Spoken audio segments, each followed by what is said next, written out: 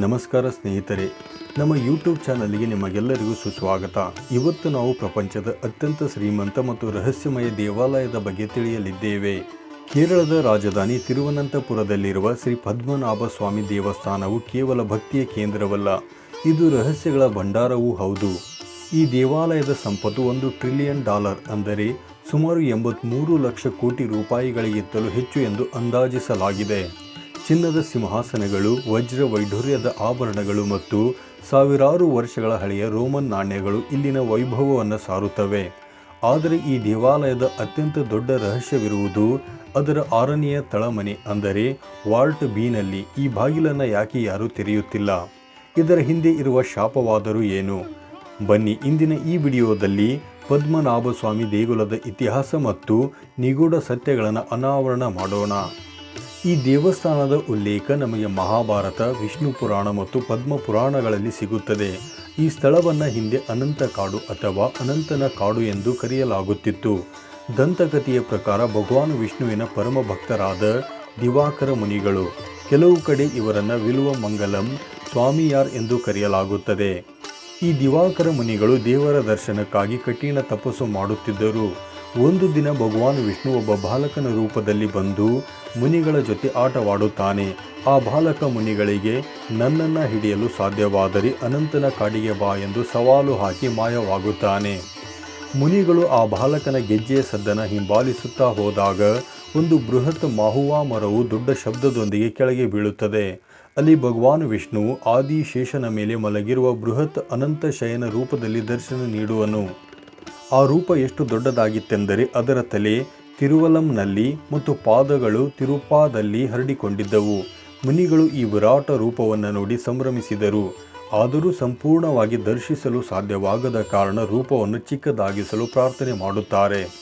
ಭಕ್ತನ ಇಚ್ಛೆಯಂತೆ ದೇವರು 18 ಅಡಿ ಉದ್ದದ ಪ್ರತಿಮೆಯಾಗಿ ಅಲ್ಲಿ ನೆಲೆಸುತ್ತಾರೆ. ಇನ್ನು 18ನೇ ಶತಮಾನದಲ್ಲಿ ತಿರುವಾಂಕೂರು ರಾಜವಂಶದ ಮಹಾರಾಜ ಮಾರ್ತಾಂಡ ವರ್ಮ ಅವರು ಈ ದೇವಾಲಯವನ್ನು ಪುನರುಜ್ಜೀವನಗೊಳಿಸಿದರು. 1750ರಲ್ಲಿ ಮಾರ್ತಾಂಡ ವರ್ಮ ಅವರು ಶ್ರೀಪಾದ ದಾನಂ ಎಂಬ ಐತಿಹಾಸಿಕ ನಿರ್ಧಾರವನ್ನು ತೆಗೆದುಕೊಂಡರು.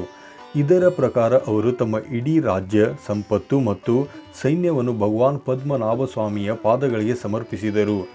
ಅಂದಿನಿಂದ ಅವರು ತಮ್ಮನ್ನು ಪದ್ಮನಾಭದಾಸ ಅಥವಾ ದೇವರ ಸೇವಕ ಎಂದು ಘೋಷಿಸಿಕೊಂಡರು. ಈ ಸಂಪ್ರದಾಯ ಇಂದಿಗೂ ಮುಂದುವರೆದಿದೆ ಮತ್ತು ಈ ಕಾರಣದಿಂದಲೇ ದೇವಾಲಯದ ಸಂಪತ್ತು ತಲೆಮಾರುಗಳಿಂದ ಸುರಕ್ಷಿತವಾಗಿ ಬೆಳೆಯುತ್ತಾ ಬಂದಿದೆ. ಇತಿಹಾಸದಲ್ಲಿ ಡಚ್ ಈಸ್ಟ್ ಇಂಡಿಯಾ ಕಂಪನಿಯನ್ನು ಸೋಲಿಸಿದ ಏಷ್ಯಾದ ಮೊದಲ ರಾಜ ಎಂಬ ಹೆಗ್ಗಳಿಕೆಯೂ ಕೂಡ ಮಾರ್ತಾಂಡ ವರ್ಮ ಅವರಿಗಿದೆ. ಮುಸ್ಲಿಂ ಆಕ್ರಮಣಕಾರರು ಮತ್ತು ಟಿಪ್ಪು ಸುಲ್ತಾನ್ ಕೂಡ ಈ ದೇವಸ್ಥಾನದ ಮೇಲೆ ದಾಳಿ ಮಾಡಲು ಯತ್ನಿಸಿದರು. ಸ್ಥಳೀಯರ ಪ್ರತಿರೋಧ ಮತ್ತು ದೈವಿಕ ಶಕ್ತಿಯಿಂದ ದೇವಾಲಯ ಸುರಕ್ಷಿತವಾಗಿ ಉಳಿಯಿತು ಎಂದು ನಂಬಲಾಗಿದೆ. ಪದ್ಮನಾಭ ಸ್ವಾಮಿ ದೇವಾಲಯವು ದ್ರಾವಿಡ ಮತ್ತು ಕೇರಳದ ಚೇರ ಶೈಲಿಯ ವಾಸ್ತುಶಿಲ್ಪದ ಅದ್ಭುತ ಸಂಗಮವಾಗಿದೆ. ಇಲ್ಲಿರುವ 100 ಅಡಿ ಎತ್ತರದ 7 ಅಂತಸ್ತಿನ ಗೋಪುರವು ಸುಂದರವಾದ ಕೆತ್ತನೆಗಳಿಂದ ಕೂಡಿದೆ. ಈ ದೇವಸ್ಥಾನದ ಒಂದು ವೈಜ್ಞಾನಿಕ ಅಚ್ಚರಿ ಎಂದರೆ ಅದು ಈಕ್ವಿನಾಕ್ಸ್. ವರ್ಷಕ್ಕೆ 2 ಬಾರಿ, ಅಂದರೆ ಮಾರ್ಚ್ 21 ಮತ್ತು ಸೆಪ್ಟೆಂಬರ್ 23ರಂದು ಸೂರ್ಯನ ಕಿರಣಗಳು ದೇವಾಲಯದ ಕಿಟಕಿಗಳ ಮೂಲಕ ನೇರವಾಗಿ ಗರ್ಭಗುಡಿಯಲ್ಲಿರುವ ದೇವರ ಮೇಲೆ ಬೀಳುತ್ತದೆ. 100 ವರ್ಷಗಳ ಹಿಂದೆ ಇಷ್ಟು ನಿಖರವಾದ ಖಗೋಳ ಲೆಕ್ಕಾಚಾರದೊಂದಿಗೆ ದೇವಾಲಯ ನಿರ್ಮಿಸಿರುವುದು ಇಂದಿನ ವಿಜ್ಞಾನಿಗಳನ್ನು ಅಚ್ಚರಿಗೊಳಿಸುತ್ತದೆ.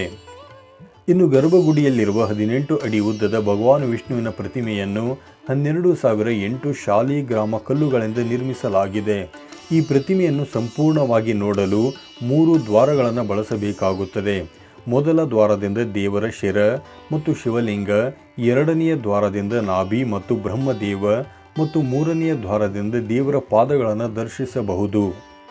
2011ರಲ್ಲಿ ಸುಪ್ರೀಂ ಕೋರ್ಟ್ ಆದೇಶದ ಮೇರೆಗೆ ದೇವಾಲಯದ 6 ತಳಮನೆಗಳನ್ನು, ಅಂದರೆ ವಾಲ್ಟ್ ಎ ಇಂದ ವಾಲ್ಟ್ ಎಫ್ ಪರೀಕ್ಷಿಸಲಾಯಿತು. ಈ ಸಂದರ್ಭದಲ್ಲಿ ಸಿಕ್ಕ ಸಂಪತ್ತು ಇಡೀ ಜಗತ್ತನ್ನೇ ಬೆರಗುಗೊಳಿಸಿತು. ಮೊದಲನೆಯ ಕೋಣೆಯಲ್ಲಿ ಸಾವಿರಾರು ಕೆಜಿ ಚಿನ್ನ, ವಜ್ರಗಳ ಕಿರೀಟಗಳು, 18 ಅಡಿ ಉದ್ದದ ಚಿನ್ನದ ಸರಗಳು ಮತ್ತು ಘನ ಚಿನ್ನದಿಂದ ಮಾಡಿದ ಸಿಂಹಾಸನಗಳು ಪತ್ತೆಯಾದವು. ಅಷ್ಟೇ ಅಲ್ಲದೆ 2000 ವರ್ಷಗಳ ಹಳೆಯ ರೋಮನ್ ಸಾಮ್ರಾಜ್ಯದ ನಾಣ್ಯಗಳು ಮತ್ತು ನೆಪೋಲಿಯನ್ ಕಾಲದ ನಾಣ್ಯಗಳು ಇಲ್ಲಿ ಸಿಕ್ಕಿವೆ. ಈ ಎಲ್ಲ ಸಂಪತ್ತಿನ ಮಾರುಕಟ್ಟೆ ಬೆಲೆ 83 ಲಕ್ಷ ಕೋಟಿ ರೂಪಾಯಿಗಳಿಗಿಂತ ಹೆಚ್ಚಿದೆ. ಅದರ ಐತಿಹಾಸಿಕ ಮತ್ತು ಸಾಂಸ್ಕೃತಿಕ ಮೌಲ್ಯವು ಅಳೆಯಲಾರದಷ್ಟು ದೊಡ್ಡದಾಗಿದೆ. ಆದರೆ 5 ಕೋಣೆಗಳನ್ನು ತೆರೆದ ಅಧಿಕಾರಿಗಳು 6ನೆಯ ಕೋಣೆಯಾದ ವಾಲ್ಟ್ ಬಿ ಮುಂದೆ ತಣ್ಣಗಾದರು. ಈ ಬಾಗಿಲಿನ ಮೇಲೆ 2 ಉಗ್ರ ಸರ್ಪಗಳ ಚಿತ್ರಗಳಿವೆ ಮತ್ತು ಯಾವುದೇ ಬೀಗ ಅಥವಾ ಕೀಲಿಗಳಿಲ್ಲ. ಇದನ್ನು ಅಷ್ಟನಾಗ ಬಂಧನ ಮಂತ್ರದಿಂದ ಸೀಲ್ ಮಾಡಲಾಗಿದೆ ಎಂದು ನಂಬಲಾಗುತ್ತದೆ. ಸಿದ್ಧ ಯೋಗಿಗಳು ಮಾತ್ರ ಗರುಡ ಮಂತ್ರದ ಮೂಲಕ ಇದನ್ನು ತೆರೆಯಲು ಸಾಧ್ಯ. 1930ರ ದಶಕದಲ್ಲಿ ಇದನ್ನು ತೆರೆಯಲು ಪ್ರಯತ್ನಿಸಿದಾಗ ಹಾವುಗಳು ಹಿಂಡು ಕಾಣಿಸಿಕೊಂಡವು ಮತ್ತು ಕೆಲವು ಸಿಬ್ಬಂದಿಗಳು ನಿಗೂಢವಾಗಿ ಸಾವನ್ನಪ್ಪಿದರು ಎಂದು ಹೇಳಲಾಗುತ್ತದೆ. ಇನ್ನೊಂದು ನಂಬಿಕೆಯ ಪ್ರಕಾರ ಈ ಕೋಣೆಯ ಹಾದಿಯು ನೇರವಾಗಿ ಅರಬ್ಬಿ ಸಮುದ್ರಕ್ಕೆ ಸಂಪರ್ಕ ಹೊಂದಿದೆ. ಇದನ್ನು ಬಲವಂತವಾಗಿ ತೆರೆದರೆ ಸಮುದ್ರದ ನೀರು ನುಗ್ಗಿ ಇಡೀ ನಗರವೇ ಮುಳುಗುವ ಅಪಾಯವಿದೆ. ಈ ಕಾರಣಕ್ಕಾಗಿ ಪುರೋಹಿತರು ಮತ್ತು ರಾಜಮನೆತನದವರು ಈ ಬಾಗಿಲನ್ನು ತೆರೆಯಬಾರದು ಎಂದು ವಾದಿಸುತ್ತಾರೆ. ಇಂದಿಗೂ ವಾಲ್ಟ್ ಬಿ ಒಂದು ಬಿಡಿಸಲಾಗದ ಒಗಟಾಗಿ ಉಳಿದಿದೆ. ಇನ್ನು ದೇವಾಲಯದ ಆಡಳಿತಕ್ಕೆ ಸಂಬಂಧಿಸಿದಂತೆ ಸುದೀರ್ಘ ಕಾನೂನು ಹೋರಾಟದ ನಂತರ 2020ರಲ್ಲಿ ಸುಪ್ರೀಂ ಕೋರ್ಟ್ ಮಹತ್ವದ ತೀರ್ಪು ನೀಡಿತು. ದೇವಸ್ಥಾನದ ಆಡಳಿತ ಹಕ್ಕು ತಿರುವಾಂಕೂರು ರಾಜಮನೆತನಕ್ಕೆ ಸೇರಿದ್ದು ಎಂದು ಕೋರ್ಟ್ ಸ್ಪಷ್ಟಪಡಿಸಿತು. ಇಲ್ಲಿನ ಸಂಪ್ರದಾಯಗಳು ಕೂಡ ಬಹಳ ಕಠಿಣವಾಗಿವೆ. ಪುರುಷರು ಧೋತಿ ಧರಿಸಬೇಕು ಮತ್ತು ಮೇಲ್ಭಾಗವನ್ನು ತೆರೆದಿಡಬೇಕು. ಮಹಿಳೆಯರು ಸೀರೆ ಅಥವಾ ಸಾಂಪ್ರದಾಯಿಕ ಉಡುಪನ್ನು ಧರಿಸುವುದು ಕಡ್ಡಾಯವಾಗಿದೆ. ತಿರುವನಂತಪುರದಲ್ಲಿ ನಡೆಯುವ ಆರಾಟ್ಟು ಹಬ್ಬವು ವಿಶ್ವವಿಖ್ಯಾತವಾಗಿದೆ. ಈ ಸಂದರ್ಭದಲ್ಲಿ ದೇವರ ಮೆರವಣಿಗೆ ಎಷ್ಟು ಮಹತ್ವವಾಗಿರುತ್ತದೆ ಎಂದರೆ, ಮೆರವಣಿಗೆ ಸಾಗಲು ತಿರುವನಂತಪುರಂ ಅಂತಾರಾಷ್ಟ್ರೀಯ ವಿಮಾನ ನಿಲ್ದಾಣದ ರನ್ವೇ ಅನ್ನು ಕೆಲವು ಗಂಟೆಗಳ ಕಾಲ ಮುಚ್ಚಲಾಗುತ್ತದೆ. ಇದು ಭಕ್ತಿ ಮತ್ತು ಇತಿಹಾಸದ ಅನನ್ಯ ಮೌಲ್ಯಕ್ಕೆ ಸಾಕ್ಷಿಯಾಗಿದೆ. ಸ್ನೇಹಿತರೆ, ಶ್ರೀ ಪದ್ಮನಾಭ ಸ್ವಾಮಿ ದೇವಾಲಯವು ಕೇವಲ ಚಿನ್ನದ ಭಂಡಾರವಲ್ಲ. ಅದು ನಮ್ಮ ಭಾರತದ ಭವ್ಯ ಇತಿಹಾಸ ಮತ್ತು ದೈವಿಕ ಸಂಸ್ಕೃತಿಯ ಪ್ರತೀಕವಾಗಿದೆ.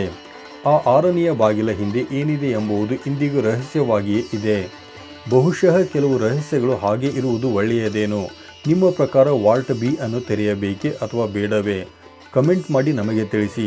ಈ ಮಾಹಿತಿ ನಿಮಗೆ ಇಷ್ಟವಾದರೆ ಲೈಕ್ ಮಾಡಿ ಮತ್ತು ನಿಮ್ಮ ಗೆಳೆಯರೊಂದಿಗೆ ಹಂಚಿಕೊಳ್ಳಿ. ಇಂತಹ ಮತ್ತಷ್ಟು ದೈವಿಕ ರಹಸ್ಯಗಳಿಗಾಗಿ ನಮ್ಮ ಚಾನಲನ್ನು ಸಬ್ಸ್ಕ್ರೈಬ್ ಮಾಡಿ.